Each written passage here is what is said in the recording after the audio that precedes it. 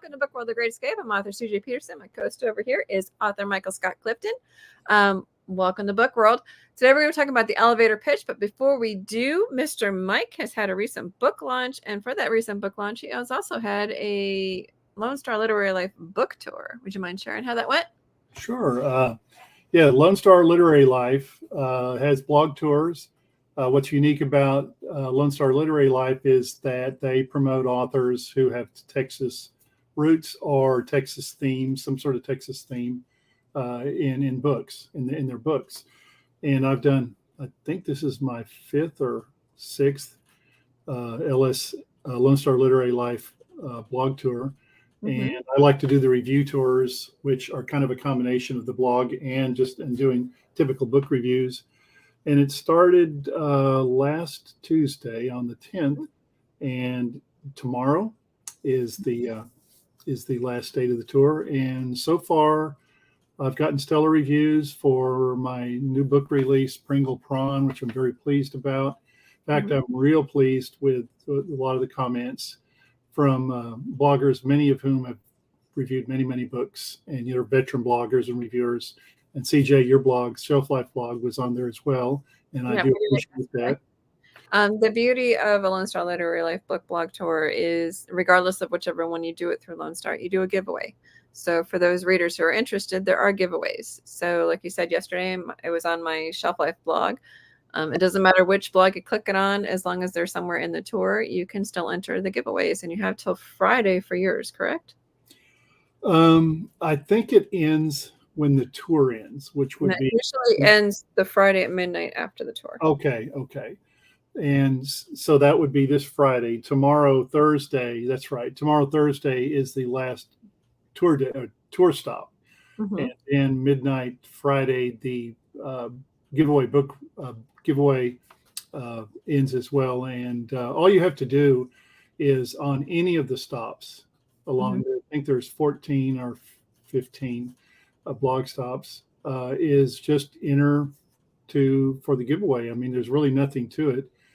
And giving away a signed copy of Pringle Prawn, giving away a Amazon gift card, and giving away a couple of Pringle Prawn ebooks. So, and it costs nothing. And all you have to do is enter for the giveaway. And that's really cool, because you get to learn more about the author, you get to learn about the books. And like I said, any reader would appreciate the fact that you can get free stuff. Nothing wrong with that, especially nowadays. Yep. So what did you do this last weekend? Well, I'm going on my third week of having a injured back. And so I've been very limited in a lot of things I can do. But the last day or two, the proverbial light at the end of the rainbow was finally, or end of the tunnel, I should say, finally broke out, because I was able to sort of function normally for the first time in a long time. Oh, nice. And I like to work out in the garden. We've had some really decent weather for the last couple of weeks, and it's hard to be able to have to sit inside and not be able to get out and do anything, because we all have fall chores that we have to get done before winter sets in. And so I've been kind of, schlepping along with that. Do have a e-reader book promo, which will ironically be next week. Actually, the day after, the last day of the Lone Star Book Blog Tour. Didn't plan it that way. That's just when they set it up. And also another blog tour. Another promo on 24th. And CJ, it's a Great Books, Great Deals, which I know you've used them on book promos as well. And really, I don't have any book events until the first week in November, when the Tyler Comic Con will be going on at the Cascades Event Center in Tyler, Texas. And then the following weekend, the Deck the Halls annual event, which the Mount Pleasant Chamber, or the Titus County Chamber of Commerce, puts on at the Titus County Civic Center in Mount Pleasant. So, and that'll be on a Friday and a Saturday. And I believe those dates are the 17th and 18th of November. And the the Tyler Comic Con is November 4th and 5th. So if you're in the area and you want some signed copies of books, and of course, there's all other great people that are there, all sorts of artists and gifted artisans, in other areas as well at these Comic Cons. It's a great place to go and maybe get some gifts for Christmas early. Definitely. It's super fun for that sort of stuff. So what book shows do you have left for the year?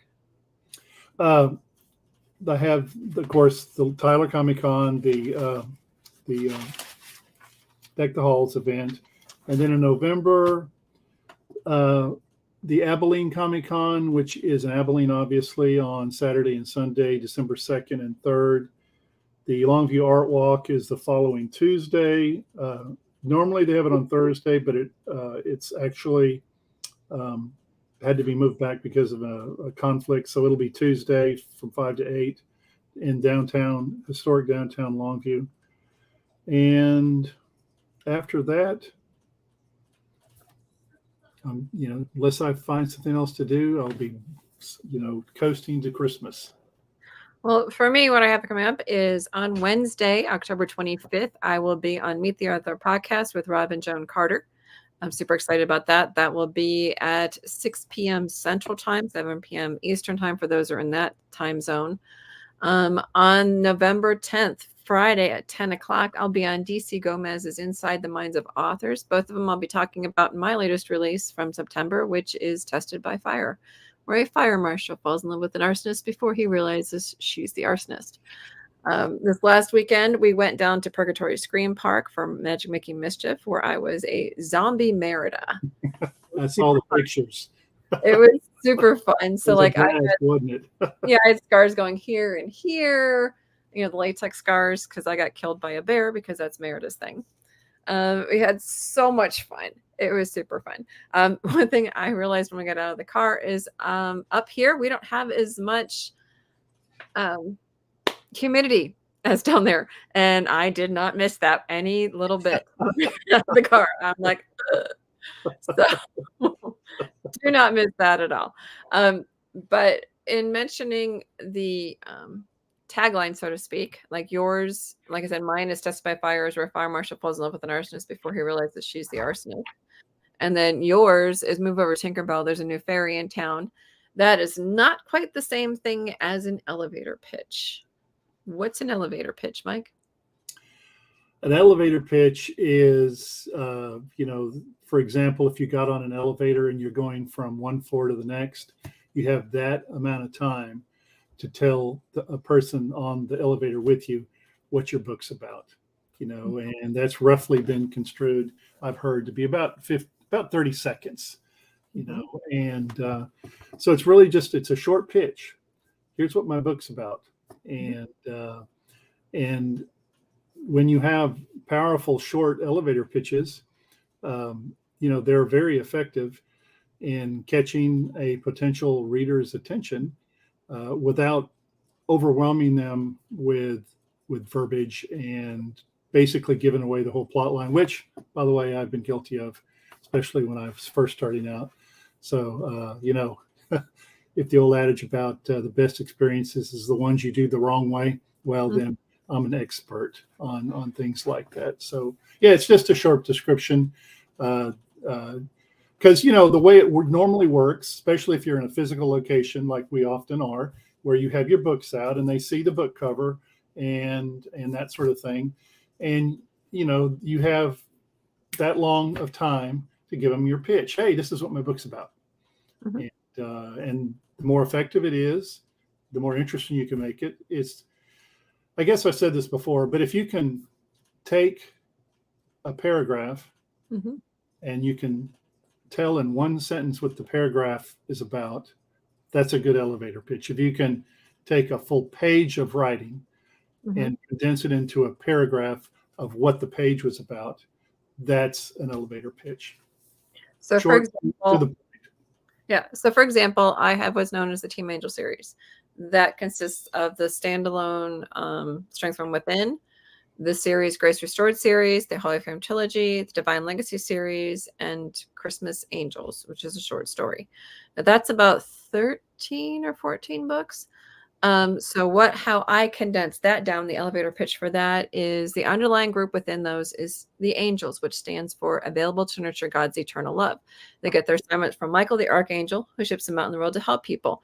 Now, in this, the spiritual realm crosses into the physical. So where there's dark, there's light. Where there's angels, there's demons.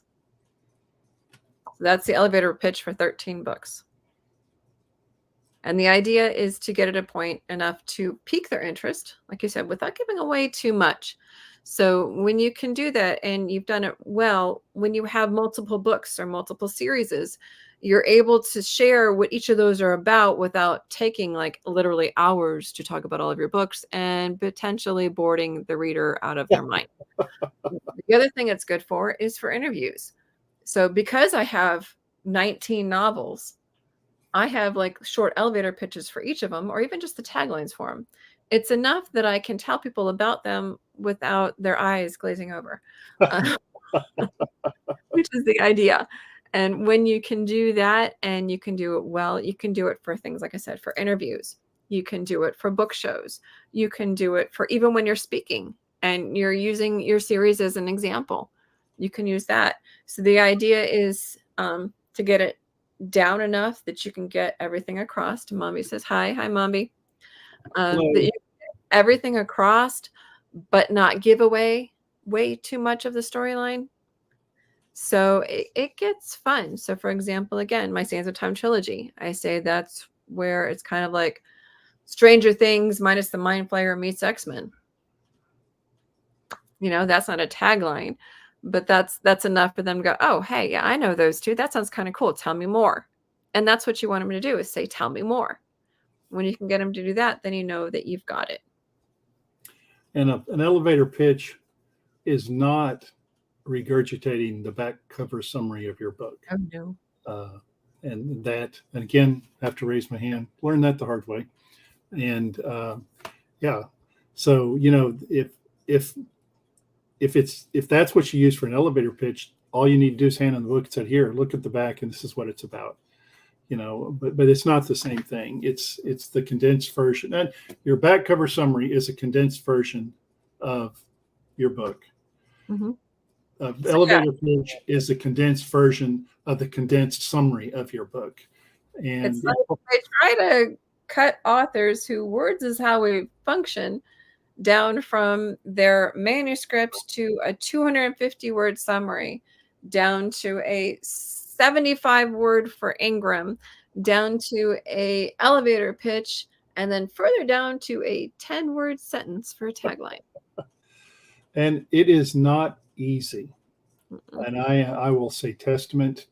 I can testify that it is not easy to take. Let's say you have a book, the word count of which is between 60 and 80,000, which is fairly normal. Sometimes there's a little less verbiage and sometimes a bit more, but it's tough to have to reduce into a 30-second or less elevator pitch what that 60,000 to 80,000 word count novel is all about. And it is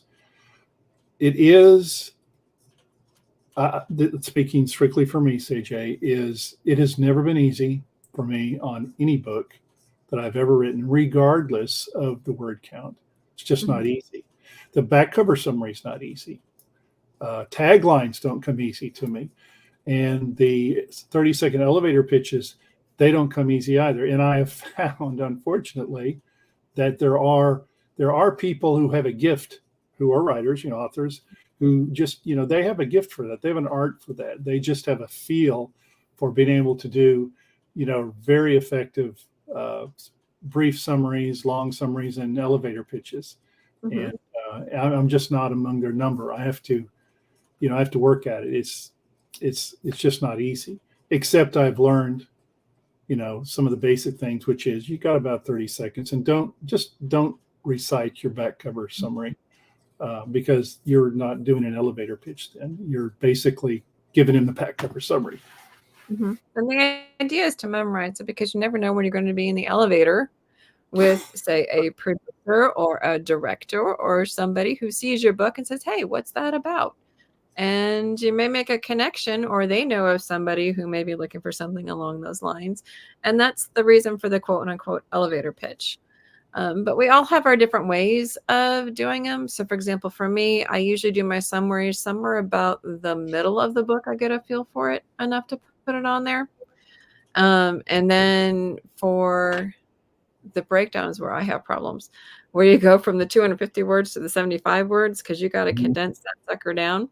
Oh, yeah. And then like just the one sentence. Like, what happens when a fire marshal falls in love with an arsonist before he realizes she's the arsonist? For chain reaction, will Trip and Tori be able to change their family line without erasing themselves? It's a time travel book. So you never know what's going to stick and what doesn't. And that's the beauty also of the elevator pitch, is you can practice it at, say, book shows or Comic-Cons or wherever you're selling your book. You can kind of practice it and kind of put a few things through there and see what piques people's interests. Yeah. What is it like out there enough that, okay, people might get this over this. They might understand this over that. And when you figure that out, then you can figure out your elevator pitch a whole lot quicker. And I've learned, we've both done numerous book events, and I have learned over the course of the past 7-8 years now of doing multiple book events in various venues that there is an opportunity to tell a potential customer or book lover more than just what an elevator pitch reveals. And generally you get a feel for that once you start doing that for a while, because for example, they just give tells or clues. Well, tell me what your book's about. If people are actually asking you that, 90% of the time they want a little bit more, or they would be happy to have more than just your elevator pitch. So you get a feel for things like that. And I found again, having done this for a while now, selling books directly to the public at these book events, is that I probably sold as many books by going into greater detail once I'm sure that the person is interested in it, than just doing a simple elevator pitch. But the elevator pitch, unless you know your customer or they've given some sort of tell or clue that they're not just, they want to hear a little bit more, is to go with your elevator pitch. And that's the safe, easy, and effective way to sell your book to virtually anybody that's a book lover. You said it as well, CJ. Don't make the mistake of, which again, I've done that, of when you start to see their eyes glaze because you're going on and on, okay, back up, elevator pitch. Well, and here's the deal too, is that it's kind of like fishing. When you got them on the hook, you're going to put a little more attention on it to get it in, but you don't want to put too much on, or the line's going to snap. So you don't want to give them too much information, or like you said, their eyes are going to glaze and they're going to be gone. It's the same thing with writing a book. That first page, you have to be able to catch them with the hook to go, okay, I want to know more. What happened? How did they get here? What's going to happen next? And that's part of being a good writer. You have to be able to figure that stuff out. You have to be able to gauge people out. And the only way you're going to do that is to get out to the public. I made so many mistakes when we first went out. It wasn't even funny. I cannot tell you how fast I talked for the first time I was video interviewed by somebody. I don't even know that I could have translated it. So a lot of it comes with time and it comes with practice. So don't sell yourself short. Don't put too much pressure on yourself. It's kind of like cooking. You got to put stuff on there and see what works. Sometimes certain things work and you put a little too much salt in it and you got to pull back. Sometimes you put not enough seasoning and you got to put a little bit more. So you never know, and you kind of got to gauge it by being at it a little bit more. So one of the first things I do when I ask people is, do you like to read? Because if they don't like to read, then they're at the wrong table. The next question is, what do you like to read? Because I'm not going to tell you about my historical fiction if you are only into like paranormal. I'm not going to tell you about my historical fiction if you like fantasy. I'm not going to tell you about my fantasy if you only like historical fiction. The other thing I do is I've already gone around the room and talked to all the authors to figure out what they write. And if it's something different than mine that I don't have that person wants, I will send them over there and hope that they have their elevator pitch ready. So when you get it and you figure out what they like, then you tell them about your books. And like you and I both have quite a few books out there, you have to determine which one may be their best fit, and you have to do it quickly. It's funny. I'm just laughing because you mentioned, that you were talking so fast, when you first started out. And it reminded me of, like, again, when I first started, and I'm thinking, okay, if you're putting a 30-second elevator pitch, the whole point of it is to get to the point in as brief a time as you can and straightforward as man. So if you're talking 1,000 words a minute, well, here's what my book said. Let me tell you everything about it. And you're putting in, pages of information in that 30-second time frame. A, they probably don't understand you, and B, you're actually making it. It'd be better if you didn't say anything at all. But I have done that as well. If I speak faster and talk faster, I can tell them more about it in a shorter period of time, which may be true, but it's actually having the opposite effect. So, been there, done that, and I testify to it doesn't work. Okay. Mm-hmm. Yeah, and so you have to have your elevator pitch, but you also have to have the after elevator pitch. Some people have memorized their elevator pitch and they've got it to the right speed and everything, but when someone says, let me tell you about more, you're like, or you verbally vomit your entire book. So you need to be very careful and make sure that you kind of have it already in the back of your head that, okay, if they ask more, this is what I want to give them. This is what I want to reveal. This is what I don't want to reveal. And so you kind of already have to mentally prepare for all of the above.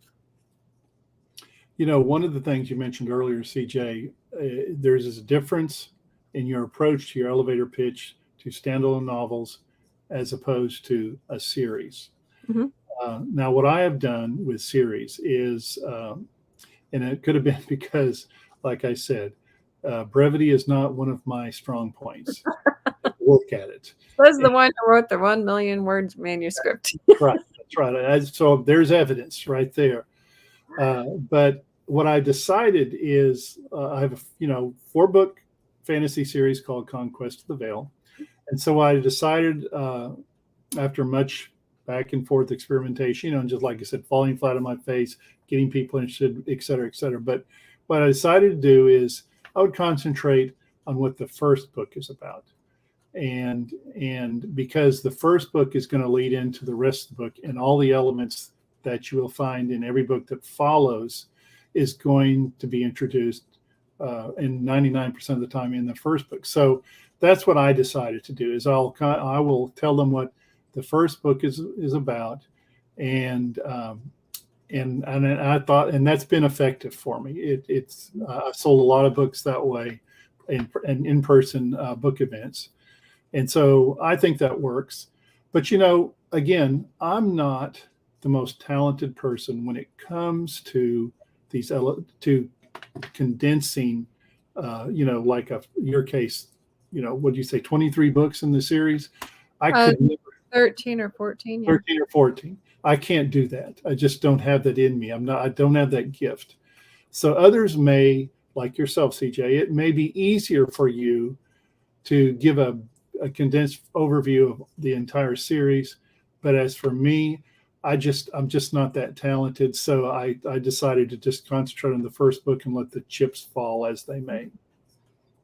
I mean, and even then you can say, and the battle continues on in the rest of the stories. Right. So that's kind of where you have to determine for yourself what you can remember and what you want to reveal and what you don't want to reveal. And that's part of the trick, is figuring that out. So any final advice for any of those who are making their elevator pitch? Well, practice it. If you've got a friend or a loved one, that you can practice it, that'll give you a honest, evaluation. Mm-hmm. It helps to do that ahead of time. and get it straight in your mind. And once you've gone over it, it's like being in a play, practicing your lines. Mhm. Okay, once you get it down, it's easy. Each time it becomes easier. The only thing I would caution on that, CJ, and I'm sure you know exactly what I'm talking about. You still have to have emotion behind what you're saying. If you're toneless and it's like you're just repeating verbatim, something like you're reading from like a Chinese fortune cookie, you know, you know, Chinese, like the your fortune that you get from a Chinese fortune cookie. The potential readers pick up on that. It's boring, so it doesn't matter how well you've condensed it. You have to have emotion and life to it. So don't be so rote like that the person you're talking to picks up on that quickly. Right. And if you talk with your hands normally and you have some motion and fluctuation within your voice, you have to do so. Right. Otherwise, talking like this will totally make them lose their heads and walk away. But some of us are more animated than others, and we just, it's natural for me. My former drummer was always practice, practice, practice. And that's always in the back of my head is practice, practice, practice. And when you can do that and do it well, you do a lot better with it. And it may sound robotic for a little bit, but that's because you have to get it into your own head. Timing, use a timer. Stopwatches are on phones and watches now. Feel free to time yourself and take a look at the timer and see if you can get it down. Another thing I like to do, and it's the way that my brain operates, is that I cannot have the entire thing. I can't have somebody give me instructions or directions, because then I'll be remembering in my head, oh gosh, did I say this? Did I say that? Did this come out? Did that come out? So for me, a lot of times I like to talk to the person and find out who they are and what they like. And then I can talk to them a little bit better and help them understand what it is that's within the book. So I have my elevator pitch because I don't know you quick enough in an elevator. But if you want me to tell you more, tell me a little bit about yourself. Find out who they are and what they like to read and why they like to read what they like to read. And you might be able to help them out. And maybe even sometimes I've done that. And I was talking about one series and I ended up talking to them about another. Like, you will like this, but I think you might like this one better now that I'm talking to you a little bit more. So talk to them. Find out what it is that they like. Find out what it is that they love to read. Why do they like to read it? Sometimes people just like creepy. Sometimes people are like rom-com fans, big time. Sometimes they like historical fiction because they're history buffs. You never know what it is, but figure it out. And you can only do that by talking to them. If you stay in your little shell, hide behind your table, which I did, I own that when I first started, you're not going to get anywhere, and no one's going to get your work if they don't know who you are. So make sure to take that. So next week, I'm pretty excited. We're going to be talking about chapter and paragraph length. While I know that sounds a little tedious, it can make all the difference in the world. It's kind of like the difference between the elevator pitch versus a summary. So make sure to tune in next week, same time, same sandbox, so to speak, at 1 o'clock Central Time. We will catch you then. Bye.